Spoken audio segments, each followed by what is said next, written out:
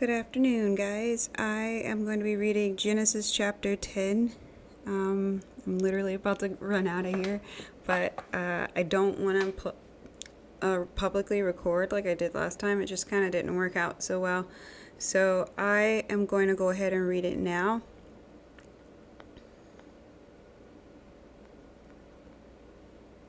This is Genesis chapter 41. 2 years passed, and Pharaoh had a dream. He was standing by the Nile River. 7 cows came up out of the Nile, all shimmering with health, and grazed on the marsh grass. Then 7 other cows, all skin and bones, came up out of the river after them, and stood by them on the bank of the Nile. The skinny cows ate the 7 healthy cows. Then Pharaoh woke up. He went back to sleep and dreamed a second time. 7 ears of grain, full-bodied and lush, grew out of a single stalk. Then 7 more ears grew up, but these were thin and dried out by the east wind. The thin ears swallowed up the full, healthy ears. Then Pharaoh woke up. Another dream. When morning came, he was upset. He sent for all the magicians and sages of Egypt. Pharaoh told them his dreams, but they couldn't interpret them to him. The head of the cupbearer then spoke up and said to Pharaoh, "I just now remembered something. I'm sorry. I should have told you this long ago." Once, when Pharaoh got angry with his servants, he locked me and the head baker in the house of the captain of the guard. We both had dreams on the same night, each dream with its own meaning.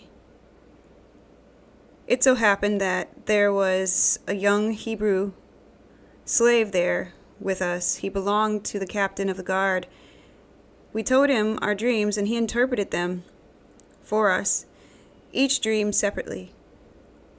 Things turned out just as he interpreted.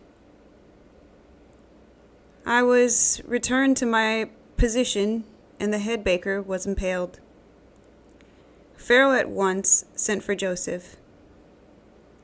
They brought him on the run from the jail cell. He cut his hair, put on clean clothes, and came to Pharaoh. "I dreamed a dream," Pharaoh told Joseph. "Nobody can interpret it, but I've heard that just by hearing a dream you can interpret it." Joseph answered, "Not I, but God. God will set Pharaoh's mind at ease." Then Pharaoh said to Joseph, "In my dream, I was standing on a bank in the Nile. 7 cows, shimmering with health, came up out of the river and grazed on the marsh grass. On their heels, 7 more cows, all skin and bones, came up. I've never seen uglier cows anywhere in Egypt. Then the 7 skinny, ugly cows ate up the first 7 healthy cows. But you couldn't tell by looking after eating them. They were just as skinny and ugly as before. Then I woke up.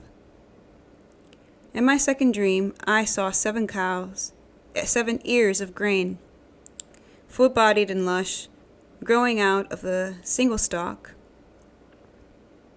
And right behind them, 7 other ears, shriveled, thin, and dried out by the east wind.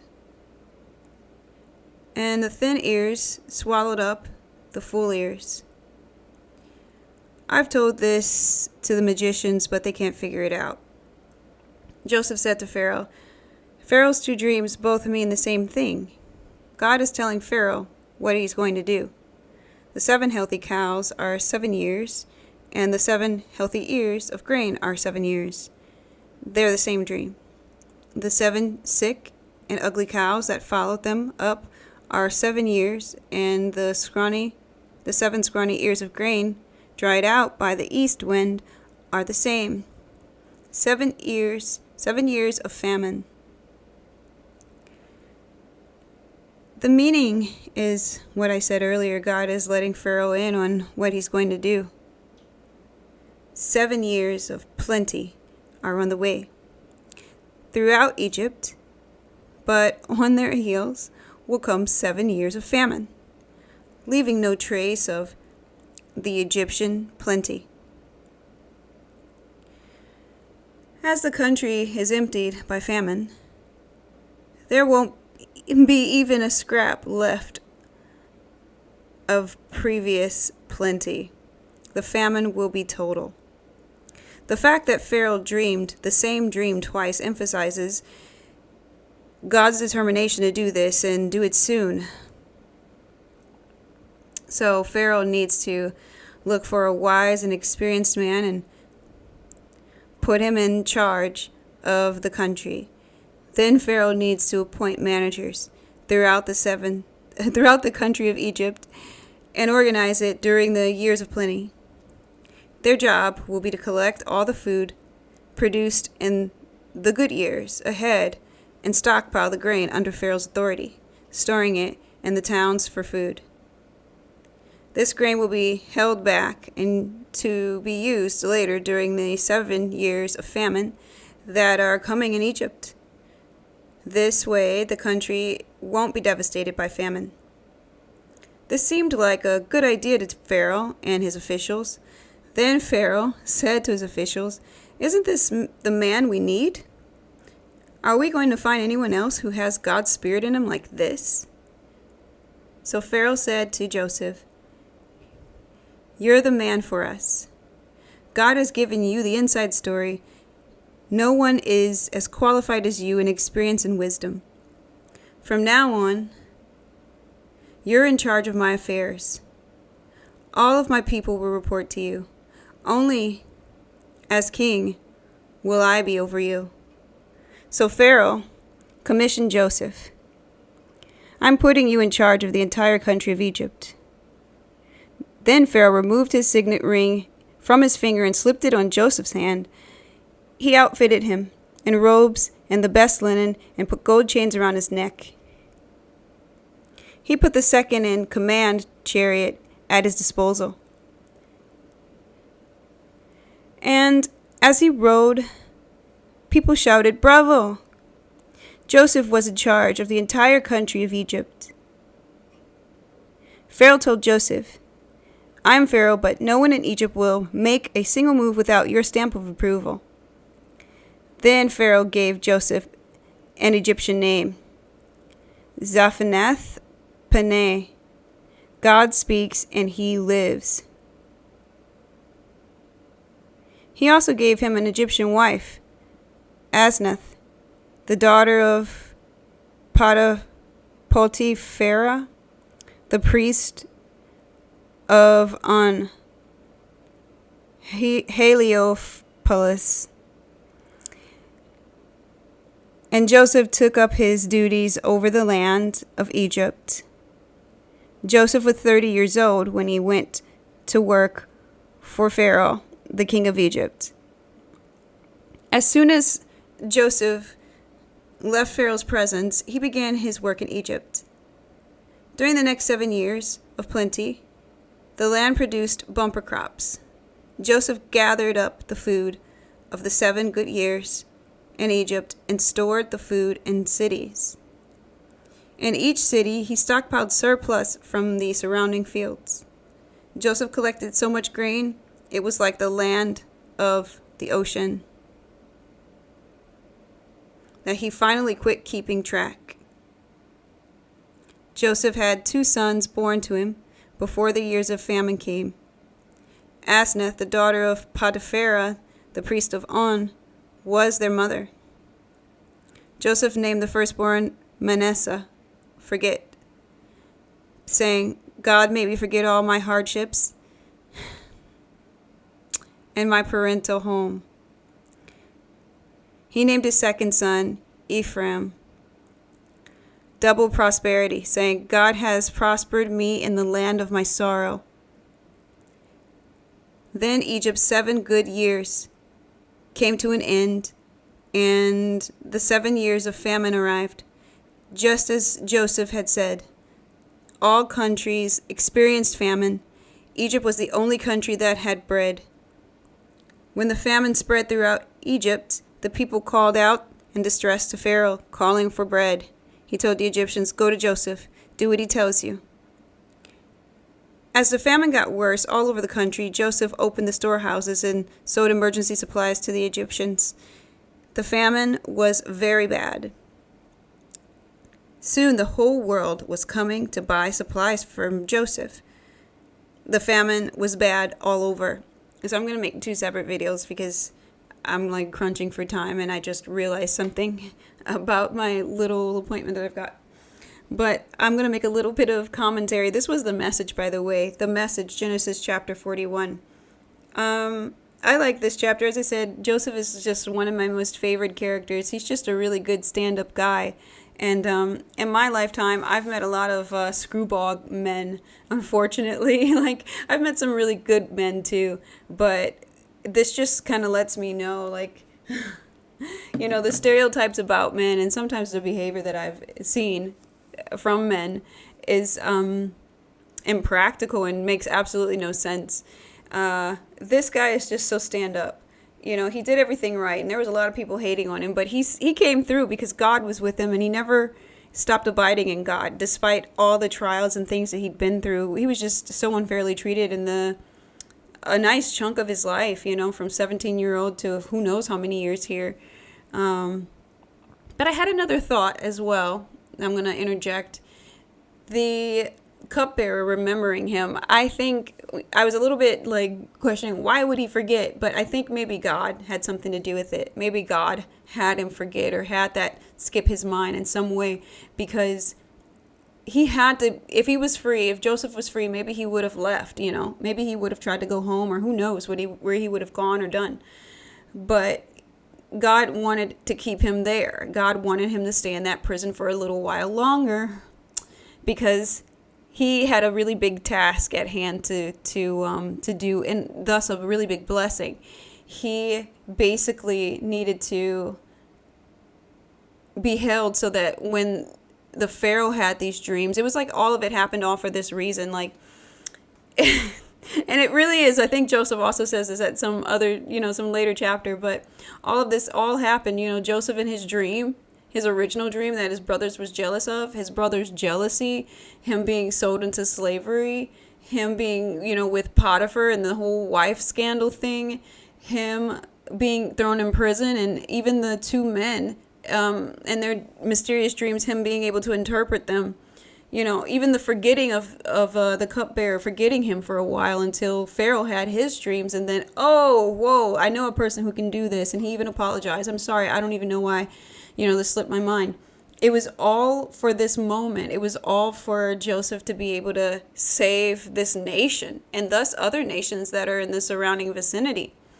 What God had, that dream in the beginning that everybody was hating on and trying to hurt him and treating him like trash over when he didn't do anything, that dream that God gave him came true.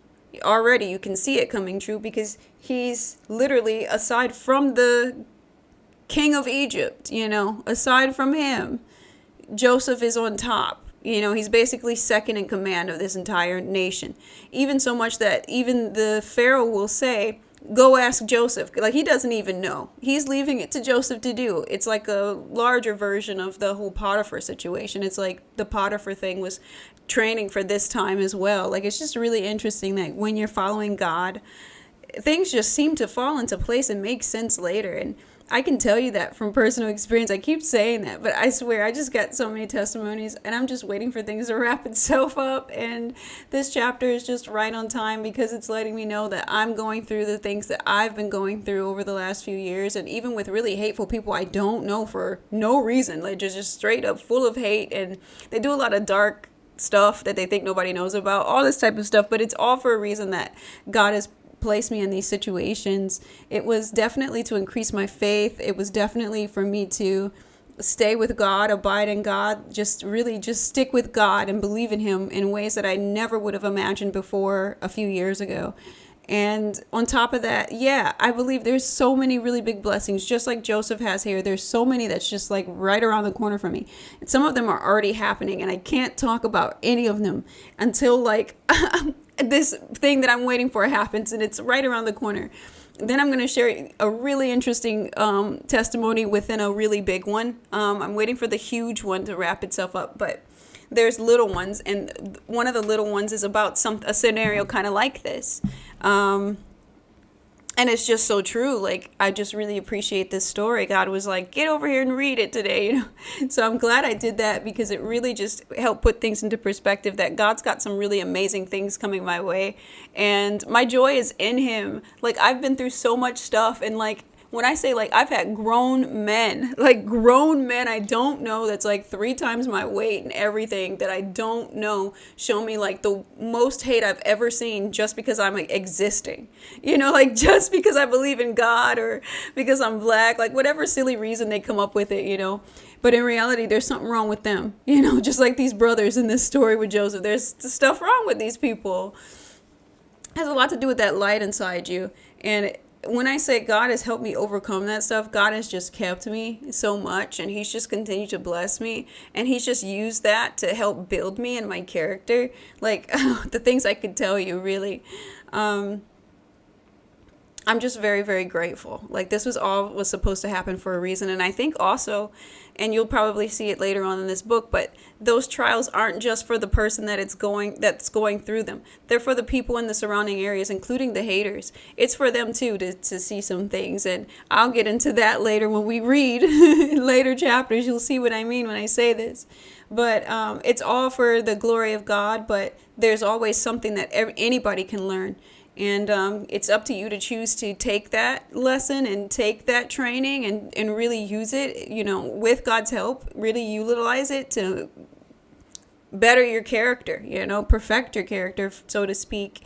Or you can be just hateful for no reason, or, you know, do that unforgivable sin that God talks about, like that hardened heart, Pharaoh, let my people go type stuff. But anyway, you know, it's up to you. And I love the fact that God gives us free will, because it doesn't matter what we really do. I mean, God's recording all of it and whatever, and he can use it. But he can also use the bad behavior too for the good of those who love him. And I can just tell you from experience, I just really, like, that is what he is doing in my life. So I'm really happy to have read this chapter 41. I'm really feeling like I'm in a Joseph situation. I've been in a Job situation for a long time, but I also feel like at this point things have, I guess, what's the word I'm looking for? They've transformed maybe into a Joseph situation than a Job situation, where there's just so much hope, and I'm walking with God, and I can see things a lot more clearly, and things just don't bother me the way they used to anymore. And I'm just so grateful for that. I'm also able to identify certain types of people to not, you know, interact with. Certain types of people that really have a lot of problems. And I'm not talking about problems and they're still kind. I'm talking about like hard-hearted, really hateful people. Like I've learned how to deal with that. And God has revealed a lot of things to me about things like that, just discernment and who to deal with and who not. And he's also just made me a lot kinder, you know, a lot more empathetic and kind towards the people that should receive that sort of thing. Anyway, I'm rambling on. I just really appreciate you guys for reading. I'm going to make a separate one for King James. Not sure why I'm doing that today, but I'll probably just do that and make another commentary. But it's just more proof here. Like, look at him. He's not in prison anymore. He's got a wife now, you know. He didn't get with that Potiphar's wife. He ran away from that lady, that crazy woman.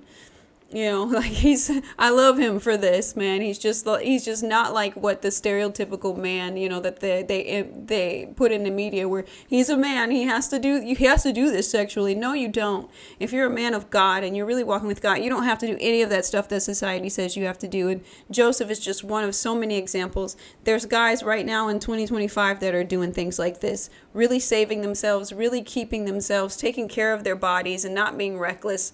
Those guys, like, bravo to those men, because those are really, like, that's my type of guys for sure. And I just love that, because he got his reward. He got himself a wife, a wife that was a daughter of a priest, you know. God was really looking out for him.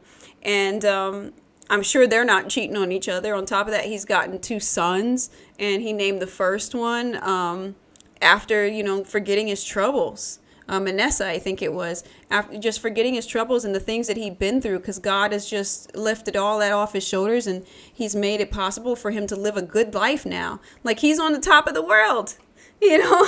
And God used him. All he had to do was keep following God. It didn't matter how many people hated on him or tried to stomp him out. It didn't matter how many people tried to show him cruelty or abuse. Like, God was holding on, and God was with him the whole time, showing him favor and getting him to where he said originally, before all this stuff had happened, from his dreams.